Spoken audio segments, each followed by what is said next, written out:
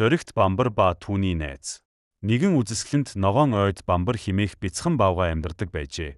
Тэр живүү нэртэй жижигхэн, шаргал шувуутай салшгүй сайн найзууд байв. Тэд өдөржин хамтдаа тоглож, ойн гүнээр зугаалдаг байлаа. Гэхдээ бамбар жаахан бүрэг бөгөөд өндөр мод, харанхуй агуугаас бага зэрэг айдаг байв. Нэгэн өдөр живүү найздаа өөрийн хамгийн нандин эрдэнэ үзүүлв. Энэ бол голын эргээс олсон, нарны гэрэлт гялалцдаг цэнхэр өнгөтэй гоёмсог чулуу байлаа. Гэтэл гинэд хүчтэй салхилж, живүүгийн хайртай цэнхэр чулуу хадан агуйн гүн рүү өнхрөөд орчихов. Чулуу харанхуй руу алга боллоо. Оо үгүй ээ. Миний чулуу харанхуй агуйд орчихлоо гэж живүү гунигтайгаар жиргэлээ. Агуй дотор маш харанхуй, чимээгүй байв. Бамбар найзыгаа уйлж байхыг хараад маш их өрөвдлөө. Тэр өөрөө харанхуйгаас айдаг байсан ч найздаа туслахыг бүхнээс илүү хүсв. Бамбар гүнзгий амьсгаа аваад би чадна. Найзын минь төлөө гэж өөртөө хэллээ. Тэр айдсаа мартаад агуй руу зориглон алхаж орлоо. Агуй дотор тийм ч аймаар биш байв.